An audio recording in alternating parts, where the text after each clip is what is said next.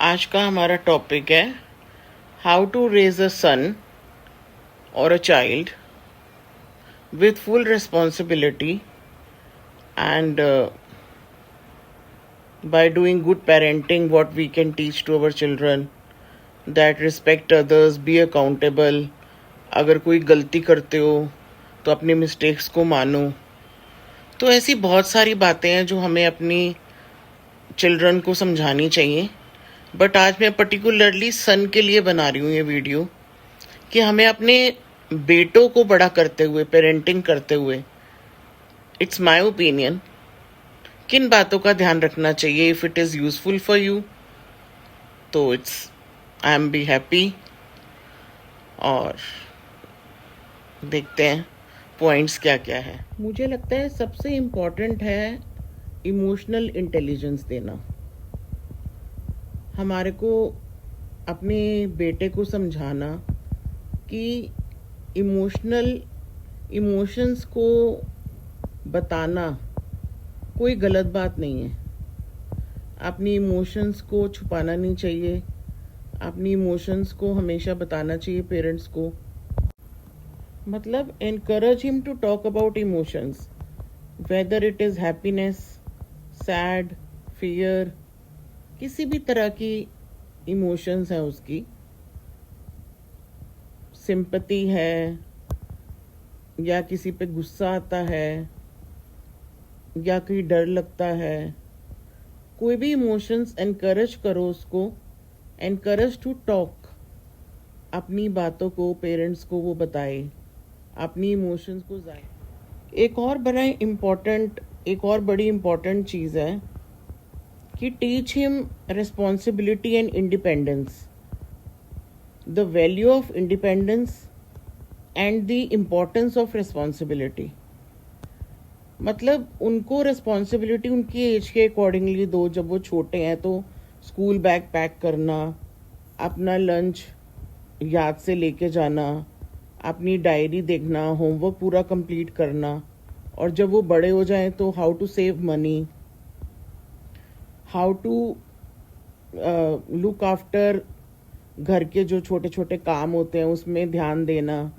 Emotional intelligence के साथ साथ इंडिपेंडेंस और रिस्पॉन्सिबिलिटी, ये दोनों का भी उनको पता होना चाहिए कि इनका प्रायोरिटी क्या है। ये भी दो इम्पॉर्टेंट चीज़ें हैं। और बच्चे को प्रेज करना, नॉट ओनली रिजल्ट्स, एफर्ट्स को भी पेरेंट्स को बहुत प्रेज करना चाहिए, एनकरेज करना चाहिए, प्राउड फील कराना चाहिए कि तुमने इतना एफर्ट किया, हम बहुत प्राउड हैं तुम पे। तो नॉट ओनली एफर्ट्स टू कि उसका रिजल्ट अच्छा आ रहा है तो ही हम उसको प्रेस कर रहे हैं। एफर्ट्स करे हैं उसको भी प्रेस करो, और रिजल्ट्स अच्छा है उसको तो करना ही है प्रेज ऑब्वियसली। जब कोई रिजल्ट आता है तो हम बच्चे के साथ ऑलरेडी बहुत हैप्पी हो जाते हैं और बहुत प्राउड भी फील करते हैं। बट उसके एफर्ट्स को भी हमें उतना ही प्राउडली हैंडल करना है जितना कि उसके रिजल्ट्स को। और बच्चे को कंसिस्टेंट रहना सिखाना चाहिए, नॉट रिजिड। बच्चा अपनी गलती को भी मान ले, अपोलोजाइज करना भी आता हो उसको, और गलती करी है तो उसको ठीक भी कर ले। तो बच्चे को पता होना चाहिए कि हाँ मुझसे गलती हुई है, वो उसको प्यार से एक्सेप्ट कर ले। तो रिजिड नहीं होना चाहिए बच्चे को। तो हमें बच्चे को सिखाना चाहिए कि आपको फ्लेक्सिबल भी होना है और हर जगह रिजिड नहीं होना लाइफ में। दो आपको स्ट्रांग रहना है, बट अगर आपसे कोई गलती होती है तो यू शुड अपोलोजाइज, और जो भी ठीक चीज़ है उसको करो अपनी मिस्टेक्स को मानते हुए। तो वो उसके लिए एक इन फ्यूचर उसको काम आएगी ये चीज़। तो चैलेंज करना चाहिए टॉक्सिक आइडियाज़ को। men don't cry, men don't show their feelings, ये सब जो बातें हैं ये सब नहीं होनी चाहिए। इमोशनल इंटेलिजेंस होनी चाहिए हमेशा से। बच्चा अपनी बात बोल सके, बीइंग अ बॉय ऑल्सो वो रो सके अगर उसको फील कर रहा है वो रोना। कोई भी इमोशन वो फील कर रहा है वो खुलकर फील करे, उसको अपनी इमोशंस को सप्रेस नहीं करना क्योंकि वो बॉय है। कि लड़का हूं तो मैं रो नहीं सकता, लड़का हूं तो मैं अपनी फीलिंग्स बता नहीं सकता, वो कोई उससे स्ट्रांग नहीं बन जाएगा कि हाँ वो लड़का है, स्ट्रांग है तो उसको ऐसा करना है। इस टाइप के जो टॉक्सिक चैलेंजेस हैं, ये अपने बच्चे को बिल्कुल मत मतलब उसको ये सब बच्चे को नहीं समझ में आने चाहिए कि ये बेटर है।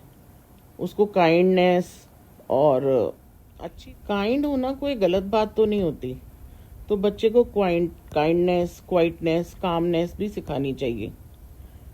और आई थिंक बच्चे को cooking, cleaning, budgeting, time management, ये सारी स्किल्स भी सिखानी चाहिए, क्योंकि कभी भी फ्यूचर में अगर उसको टाइम मैनेजमेंट नहीं आता तो भी उसको बहुत प्रॉब्लम होगी। और कुकिंग तो आनी चाहिए। आजकल बहुत बच्चे बाहर भी पढ़ने जाते हैं, फिर उनको पीजी में रहना पड़ता है, और घर में भी कभी मदर बीमार हो जाती है या कभी उसकी कल को शादी होती है, उसकी वाइफ को एक हेल्प चाहिए होती है, तो कुकिंग, क्लीनिंग और बजटिंग तो आनी ही चाहिए, क्योंकि वो अर्न करेगा तो उसको पता होना चाहिए कि उसको कैसे पैसों का मैनेजमेंट करना है टाइम के साथ साथ। तो ये सब चीज़ें रेजिंग, वो अगर फ्यूचर में एक हेल्दी रिलेशनशिप में रहेगा तो पेरेंट्स को भी उसका बहुत फ़ायदा होता है। तो उसको काइंडनेस, हम्बलनेस, ग्रेटिट्यूड सिखाने से अभी भी बिफोर मैरिज भी उसको फ़ायदा होगा और आफ्टर मैरिज भी उसको फ़ायदा होगा। क्योंकि हम पंजाबियों में बोलते हैं ना, नोट पनाया तो गया, मुंडा व्याया तो गया। तो वो फिर कॉन्सेप्ट चलेगा नहीं, क्योंकि आपने इतने अच्छे से उसको रेज करा होगा कि आपका बेटा जो पहले भी आपका था और वो बाद में भी आपका ही रहेगा, और वो उतना ही अच्छा एक हस्बैंड भी बनेगा जितना अच्छा वो एक सन बना है। तो मुझे लगता है ये सब चीज़ें बहुत इम्पोर्टेंट हैं, तो मैंने इसके लिए एक वीडियो बनाया, ब्लॉग बनाया। आई होप आप लोगों को पसंद आएगा। अगर पसंद आए तो आप भी कमेंट